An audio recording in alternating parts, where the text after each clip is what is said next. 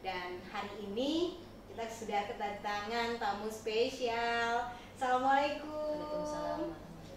Ada mbak yang cantik nih, ada Insinyur Emiliana Heriandri Widiawati STMM selaku Kepala Bidang Destinasi Pariwisata Dinas Pemuda dan Pariwisata Kabupaten Oku Timur, ya.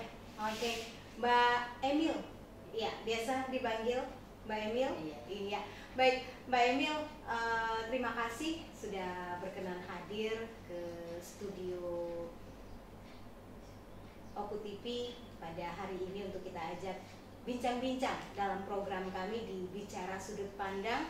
Dan pemirsa Oku TV, untuk tema perbincangan kita dalam Bicara Sudut Pandang kali ini tentang mengenal pariwisata di bumi Sebiduk Sehaluan. Sebelum kita ngobrol-ngobrol tentang pariwisata yang ada di bumi Sebiduk Sehaluan, sebelumnya sehat Mbak Emil? Alhamdulillah. Alhamdulillah sehat ya. Oke, Mbak Emil, langsung saja untuk masalah pariwisata di bumi Sebiduk Sehaluan. Ini bisa sedikit digambarkan itu seperti apa sih? Terima kasih Mbak atas waktu yang dipertemukan pagi ini. Bicara pariwisata, pariwisata di Oku Timur ini sebenarnya sangat banyak. Sangat banyak, saya bicara bukan pariwisata alam seperti pariwisata yang di kabupaten lain, seperti di alamnya langsung ada wisata alam, tetapi kita di sini banyak wisata-wisata yang bisa kita ciptakan sendiri. Contohnya seperti ciptakan sendiri, banyak desa-desa yang berpotensi untuk membentuk pariwisata. Kita juga ikut program pemerintah yang sekarang lagi digalakkan, ini pariwisata berbasis desa wisata. Desa wisata. Iya, di sini kita mendorong masyarakat, kepala desa untuk menciptakan desa wisata.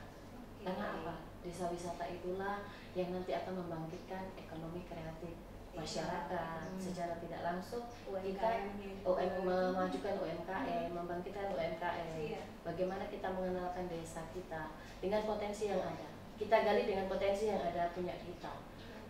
Tidak harus alam yang membantu kita, tapi potensi digali dari kita untuk kita dan kembali lagi buat kita gitu. Jadi memberdayakan apa yang kita miliki, kita manfaatkan. Iya, jadi kreativitas yang harus ditonjolkan di sini ya Mbak ya. Jadi memang karena tadi sudah sempat disampaikan, kita tidak memiliki wisata alam yang memang sudah ada gitu kan, tapi kita melihat potensi apa saja yang ada di setiap wilayah yang ada di Oku Timur, mungkin desa-desa yang ada di Oku Timur untuk dikembangkan gitu. Nah, sampai dengan saat ini untuk program desa wisata itu sendiri ini sudah dijalankan?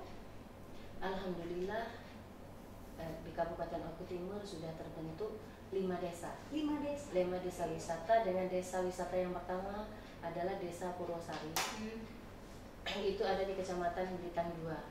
Beliau desa ini sudah masuk 300 besar ADWI Indonesia tahun 2023. Itu sudah masuk di 300 besar kita. Dan untuk di provinsi, insya Allah kemarin kita sudah ikut paparan untuk penjurian, masuk 6 besar dan masuk 3 besar. Kita sudah berjuang, tapi nanti pengumuman akan diumumkan tanggal 9 Oktober. Mohon doa restunya kepada masyarakat Oku Timur supaya desa wisata kita bisa menjadi pemenang di acara ADWP Provinsi Sumatera Selatan. Oke, amin. Mudah-mudahan ya kerja keras yang sudah dilakukan ini akan memberikan hasil yang terbaik juga gitu ya Mbak Emil. Nah, tadi sudah sempat disampaikan saat ini sudah ada 5 desa wisata. Nah, kriterianya sendiri untuk menjadi sebuah desa wisata itu seperti apa? Desa wisata itu kita perlu tahu dulu, wisata itu apa gitu. Wisata itu orang yang beraktivitas di tempat kita itu sudah termasuk wisata.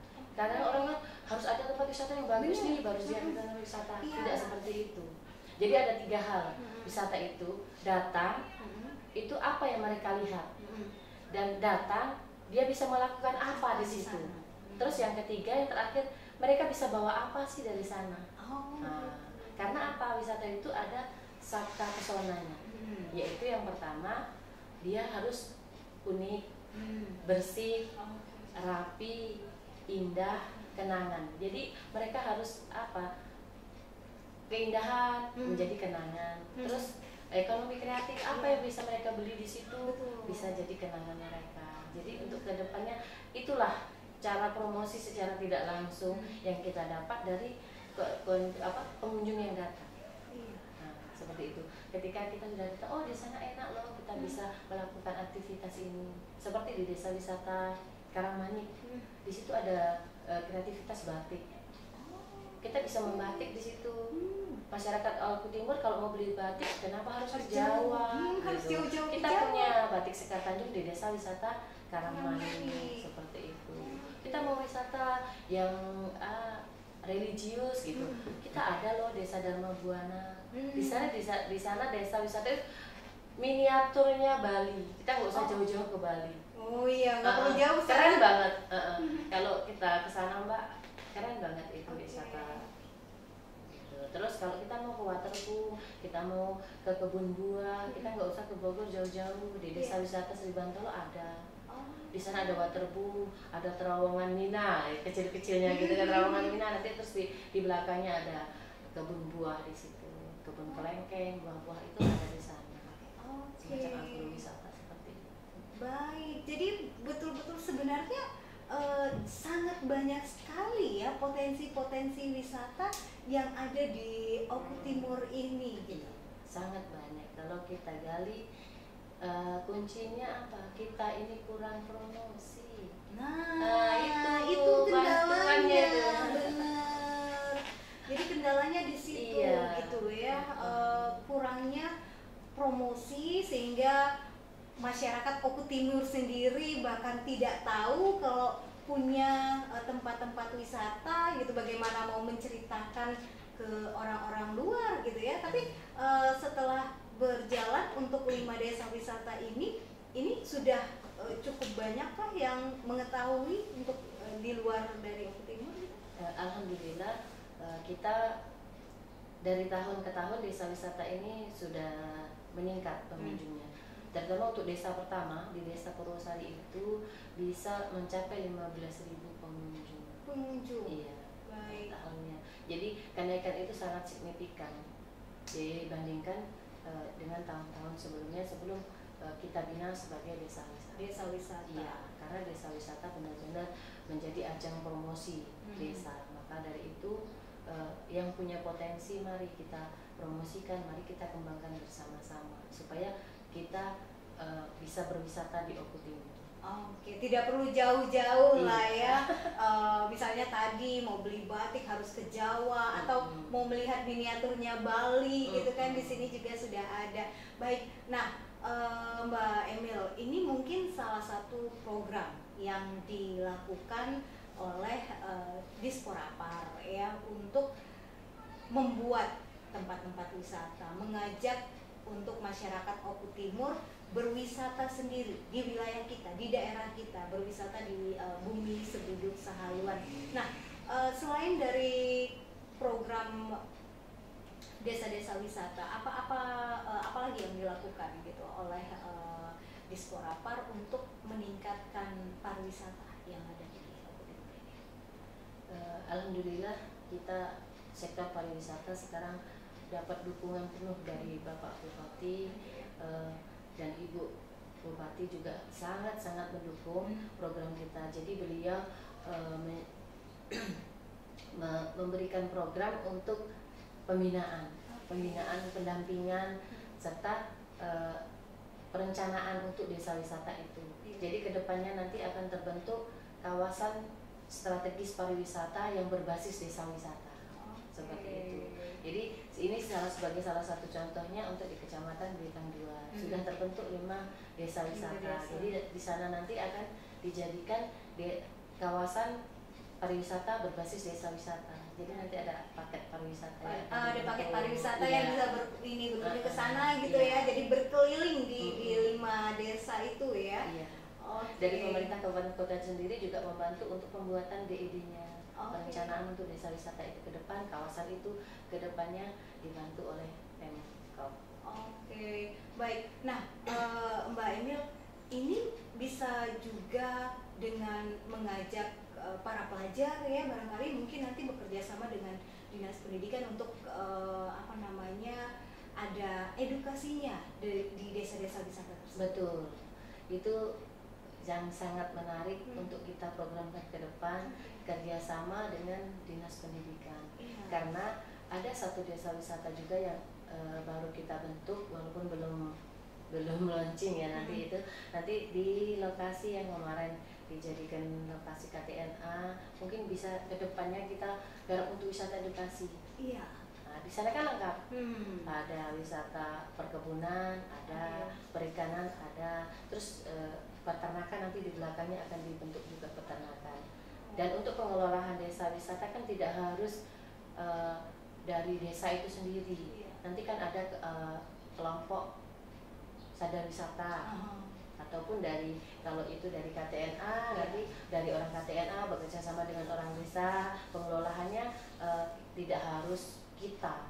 Jadi memang kita full itu semua ke desa. Iya, nanti kerjasamanya dengan desa karena wilayahnya ada di desa itu. Baik, jadi di Disporavar mungkin hanya memfasilitasi saja ya. Kita pendampingan. Dan kita mempromosikan itu. Promosinya ini yang harus sangat-sangat digencarkan gitu ya.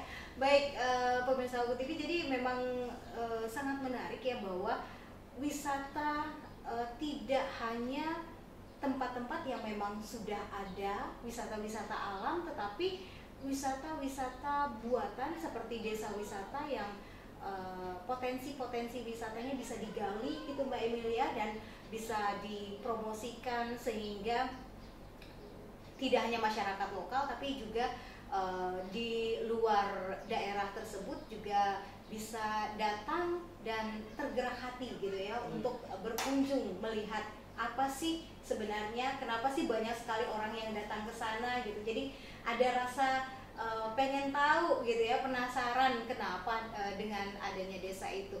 Ya, pemirsa Oku TV, nanti kita akan kembali berbincang lebih dalam lagi bersama Mbak Emil tentang kendalanya di mana sih dari 305 desa yang ada di Oku Timur dan 7 kelurahan ini, kenapa baru 5 desa yang bisa menunjukkan potensi desanya. Kami akan kembali setelah yang satu ini.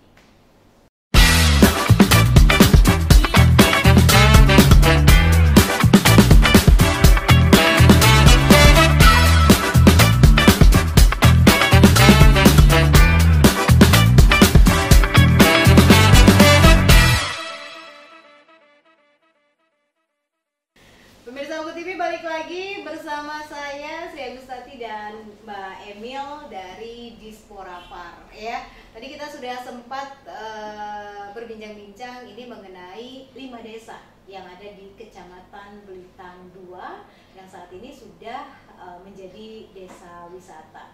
Nah, Mbak Emil, tadi dari 305 desa dan 7 kelurahan yang ada di Kabupaten Oku Timur, baru 5 desa yang bisa menjadi desa wisata. Kendalanya itu di mana sih sehingga desa-desa yang lain tuh belum bermunculan gitu untuk potensi-potensinya?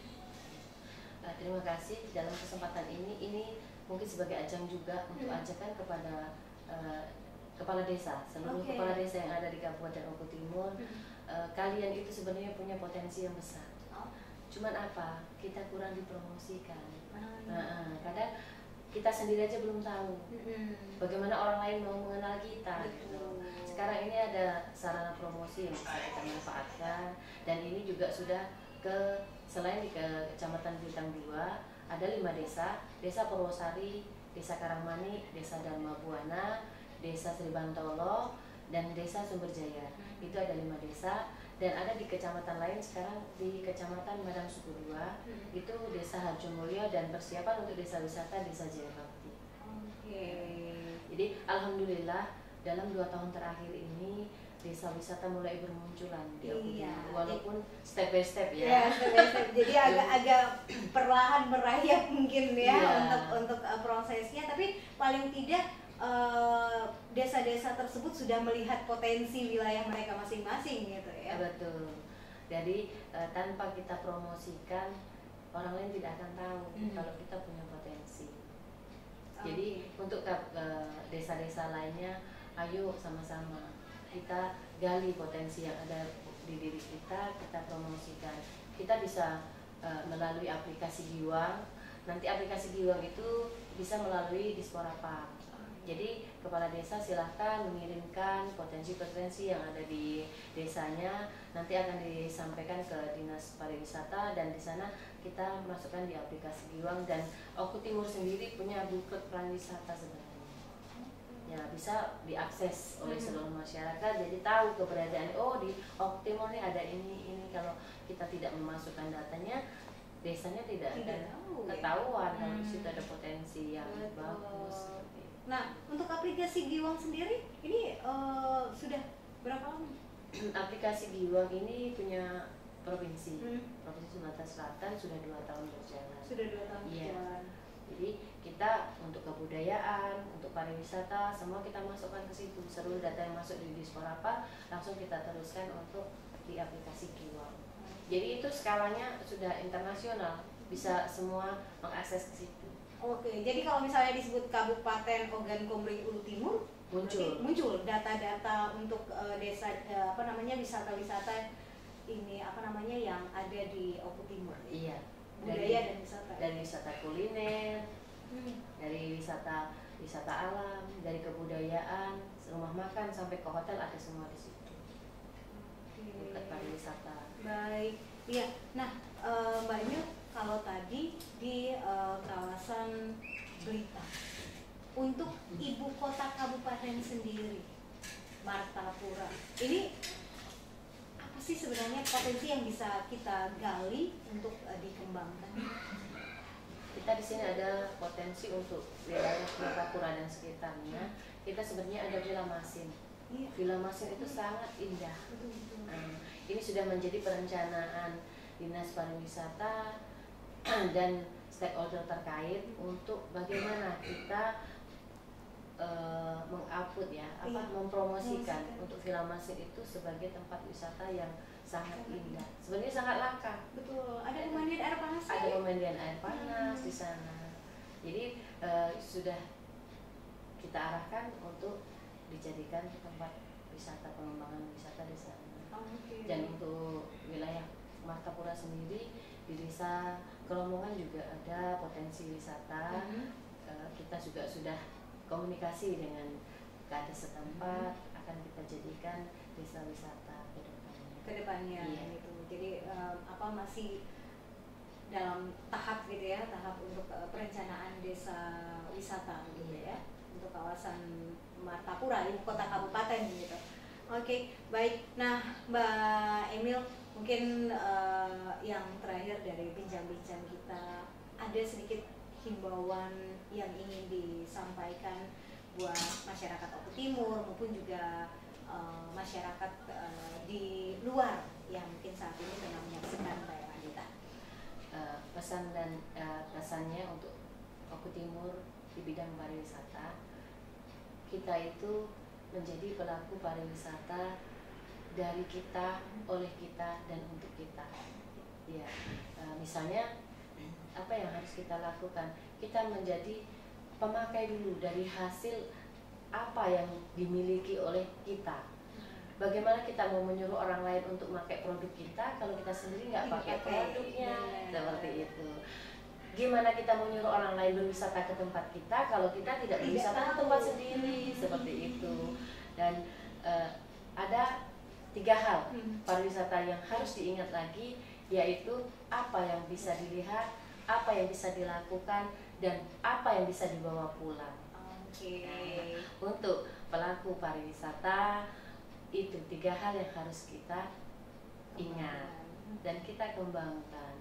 Jadi untuk menciptakan wisata di Oku Timur, mari bangga berwisata di Kabupaten Oku Timur, mari bangga memakai produk dari ekonomi kreatif Kabupaten Oku Timur. Oke, baik, terima kasih Pak Emil dan pemirsa Oku TV. Itulah tadi bincang-bincang kami bersama Pak Emil dari Dinas Pemuda, Olahraga dan Pariwisata Kabupaten Oku Timur tentang pariwisata yang ada di Kabupaten Oku Timur, Bumi Sebiduk Sehaluan. Dan tadi sudah sempat disampaikan untuk bangga berwisata di daerah kita sendiri dan bangga menggunakan produk-produk UMKM dari daerah kita sendiri.